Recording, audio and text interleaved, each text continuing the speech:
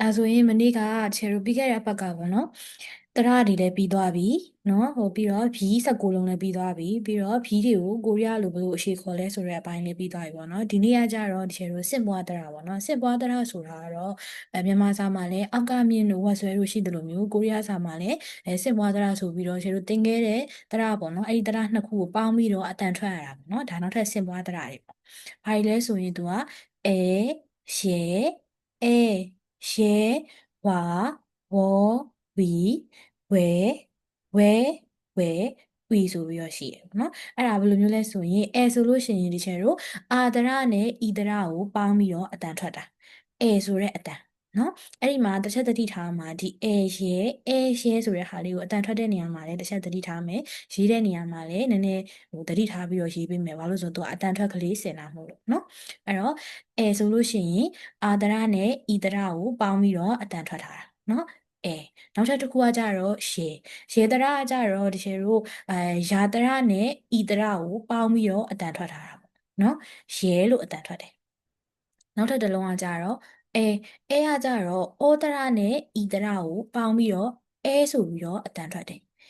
နဲ့မတူဘူးเนาะဒါကကြတော့ကဩဒရနဲ့ဤဒရကိုပေါင်းပြီးတော့အတန်ထွက်တာနောက်ထပ်တစ်လုံးကကြတော့ရဲကကြတော့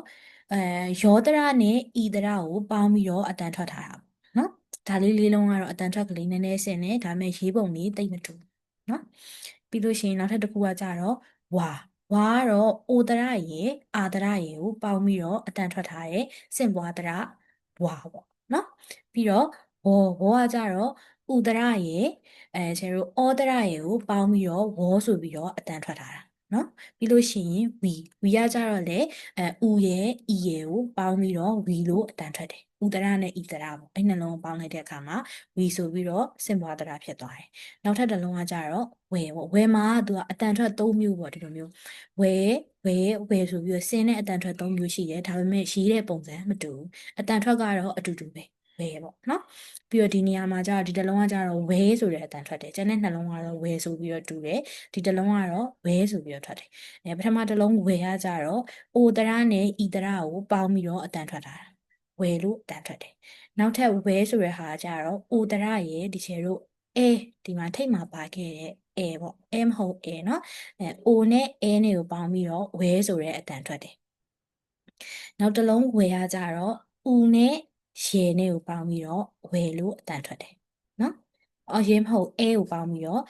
ဝယ်လို့အတန်ထွက်တယ်နော်ဒီဟာလေးတွေကအတန်ထွက်စင်နေဒါပေမဲ့ရေးပုံရေးနည်းမတူဘူးနောက်ဆုံးတစ်လုံးကတော့ဦပေါ့ဥရကြတော့ရဲ့ဤရဲ့ကိုပေါင်းထားတာတရရဲ့ဤတရရဲ့ကိုပေါင်းပြီးတော့ဦဆိုပြီးတော့အတန်ထွက်ပြီနော်ဒါကတော့စင်ပွားတရတွေပဲဖြစ်တယ်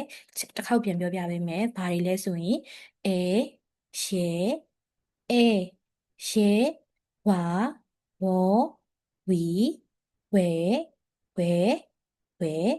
ဝီနော်ဒါလေးတွေကလိုက်ပြီးတော့ရေးချက်ပေးမယ်နော်အဲ့ဒီချက်ထားတဲ့ဟာလေးကိုတော့ဒီချက်ကိုအင်္ဂါပြန်ပြီးတော့ထပ်ပေးမယ်ဒါကတော့စင့်ပွားတာပေါ့နော်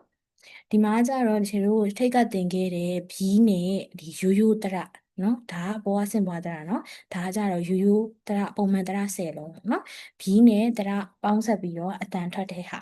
နော်ဒီရှယ်တာဆိုရင်အတန်ထွက်ပြပေးမယ်အဲ့ဒီဟာလေးကိုလည်းတစ်ခေါက်အိမ်မှာကိုယ့်အကိုအတန်ပြန်ထွက်ကြည့်ပြီးတော့အတန်ဖိုင်လေးပို့ပေးမယ်အတန်ထွက်တဲ့အခါမှာဒီအောက်မှာရေးထားတဲ့မြန်မာလိုတွေကိုကြည့်ပြီးတော့အတန်မထွက်ပေးနဲ့နော်အပေါ်ကကိုရီးယားလိုရေးထားတဲ့ဟာကိုပဲကြည့်ပြီးတော့အတန်ထွက်ပေးမယ်နော်ကဲဒါဆိုရင်ကြည့်ရခါရေအာရေဆိုရင်ခါခါရေရှာရေဆိုရင်ခါခါရေအောရေဆိုရင်ခေါ်ခါရေရောရေဆိုရင်ကျော်ခါရေအိုရေဆိုရင်ကိုခါရေယူရေဆိုရင်ကျိုခါရေဥရေဆိုရင်ကူခါရေယူရေဆိုရင်ကျူခါရဲ့အိရဲ့ဆိုလို့ရှိရင် good လို့အတန်ထွက်တယ်เนาะဒီမှာအရင်ကသင်ပေးသလိုပဲဒီချိန်ကအစ်ကိုဥဆိုပြီးရေးပေးထားတယ်ဒါပေမဲ့ဥလို့မထွက်ဘဲနဲ့ is ဆိုပြီးတော့အတန်သွားစီပြီးတော့ထွက်တဲ့အတန်မျိုးထွက်ပြီးရဒီမှာလည်းအတူတူပဲခါနဲ့ it နဲ့ပေါင်းတဲ့အခါမှာ good ဆိုပြီးတော့ထွက်တယ်เนาะပြီးလို့ရှိရင်ခါနဲ့ e နဲ့ဆိုရင်ကီလို့အတန်ထွက်တယ်အဲ့တော့ခါခရာကောကျော်ကိုကျိုကူကျူ good ခီဟုတ်ပြီနော်နောက်ထပ်တစ်လုံးကကြတော့န နာဆိုလည်းဒီလိုပဲနာညာနော်ညောနူညူနူညူနနီပြီးရင်ဓာကြတော့ဓာထယာဒေါဒျောဒိုဒျိုဒူဒျူဒဒီပြီးရင်လရပေါ့နော်ဒီမှာဆိုရင်ရာလျာရောလျောရိုလျူရူလျူရ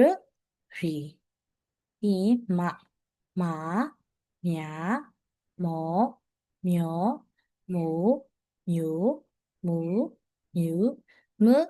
မီဒီဟာတွေကကြတော့အလွတ်ချက်ဆိုတာထက်ပေါ့နော်နေတိုင်းဖတ်ပြီးရင်ပိုပြီးအဆင်ပြေတယ်နောက်ပိုင်းကျရင်ဘောဟာရတွေလာတဲ့အခါမှာအတန်ထွက်တွေကအမှတ်မိနေဖို့လိုတယ်ပေါ့နော်အဲ့ခါကျတော့အလွတ်ကြီးချက်လိုက်တာထက်နေတိုင်းဒီလိုမျိုးဘီနဲ့တရပေါင်းဆက်ပုံလေးတွေပြန်ဖတ်ပြီးရင်မှတ်မိလဲပိုပြီးတော့လွယ်တယ်နော်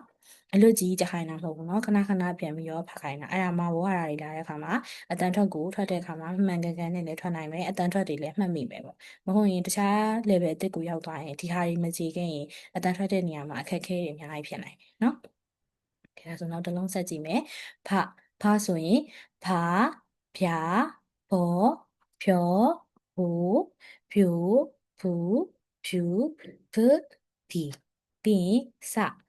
စဆိုတဲ့နေရာမှာကျတော့တစ်လုံးသတိထားမယ်เนาะဒီမှာ तू ကပုံမှန်ဟာရီလိုမျိုးဘာဆိုလို့ရှိရင်လည်းယာနဲ့ပေါင်းရင်ဖြာဆိုပြီးဖြစ်သွားတယ်ဒါပေမဲ့စအကြတော့ရာကောက်တန်ပြောင်းသွားတယ်เนาะစဆိုရင်အာနဲ့ပေါင်းရင်စာယာနဲ့ပေါင်းရင်ရှာဆိုပြီးတော့ပြောင်းသွားတယ်เนาะအဲ့တော့စာရှာစောရှောဆိုရှိုဆူရှူစရှိเนาะဒီဟိုပုံမှန်လိုမျိုးစစ်စီဆိုပြီးမသွားဘဲနဲ့ရှီဆိုပြီးတော့ပြောင်းသွားအဲ့ဒါလေးတော့တစ်ချက်သတိထားပေးမယ်เนาะစာရှာစောရှောဆူရှူဆူရှူစရှိနောက်တစ်လုံးကကြတော့အာဒါကတော့လွယ်ပါတယ်အာရှာအောရှောအိုယိုဦးရှူအီပြီးရင်ဂျာဆိုလို့ရှိရင်ဂျာဂျာဂျောဂျောဂျိုဂျူဂျူဂျူဇချီနောက်ထပ်တစ်လုံးကကြတော့ချဆိုရင်ချာချာချောချောချိုချူချူချူချချီပြီးရင်ခဆိုရင်ခခယာခောခောခိုကျူခုကျူခခီပြီးရင်ထာထယာထောထယောထိုထျူထူထျူထထီဟုတ်ပြီနော်ပြီးရင်ဖာဖြာဖောဖြောဖိုဖြူဖူဖြူဖဖီပြီးရင်ဟာဟျာဟောဟျောဟိုဟျူဟူဟျူဟဟီဟလို့အတန်ထွက်တယ်နော်ဟဆိုပြီးတော့အတန်ထွက်တယ်ပြီးရင်ဟီဒါကတော့ပုံမှန်ဖြီ14လုံးနဲ့ဒီထဲကိုတရပေါင်းဆက်တဲ့ပုံပေါ့အောက်မှာကတော့ဆင့်ပွားဖြီ5လုံးနဲ့တရပေါင်းဆက်တဲ့ဟာပေါ့နော်ကဆိုရင်ကာကျာကောကျော်ကိုကျူကူကျူကကီပြီးရင်တဆိုရင်တာတရားတော်တယောဒိုဒျူဒူဒျူတဒီပြီးရင်ပဆိုရင်ပါပြာပေါ်ပြောပိုဖြူဘူးဖြူပုပီပြီးရင်စာဒါကြတော့စလုံးဖြစ်သွားပြီเนาะအပေါ်မှာပါခဲ့တာကစလေးဒါပေမဲ့အတန်ထွက်ကတော့အတူတူပဲစာရှာစောရှောဆိုရှူဆူရှူစရှိပြီးရင်ကြဆိုရင်ဂျာဇယာကြောကျော်ဂျိုဂျူဂျူဂျူဂျီ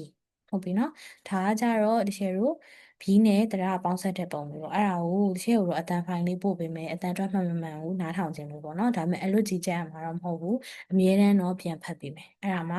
ဒါလေးကမှတ်မိမှာပေါ့ဒါအတန်ထွက်ရတာတော့လွယ်ပါတယ်ခဏခဏဖတ်ပေးမယ်ဆိုရင်တော့မမေ့တော့ဘူးနော်အဲ့တော့ဒီဟာလေးအတန်ထွက်ရဲ့ပြီးတော့ဒါလေးကိုကြတော့ဒီဘက်ကပေါင်းဆက်တဲ့ပုံတော့မပါဘူးပေါ့နော်ဒါပေမဲ့သူပေါင်းဆက်ပြီးသားဒီလိုမျိုးအေး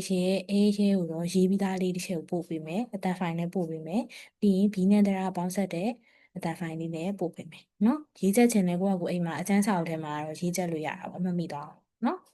ရတာဆိုရင်ဒီနေ့ကဒီလောက်ထိပြောပေးသွားမယ်ပေါ့နော်နောက်ရကြလို့ရှိရင်ဘီနဲ့စင်ပွားတရားဘာဖြစ်လို့ဒီနေ့မပြောပေးသွားရလဲဆိုတော့စင်ပွားတရားကိုဒီနေ့မှပြောလိုက်တာဆိုတော့မမှတ်မိမှာဆိုတော့နော်အဲ့တော့နောက်ရကြရင်ဘီနဲ့စင်ပွားတရားပေါင်းဆက်တဲ့အတန်ထွက်တွေကိုပြောပြပေးမယ်ပြီးလို့ရှိရင်ဝဟရာလေးနည်းနည်းတည်ပေးမယ်နော်အဲ့ဆိုရင်ဒီနေ့ကတော့ဒီလောက်ထိပဲလိုက်ပြီးတော့ကြပ်ပေးပါ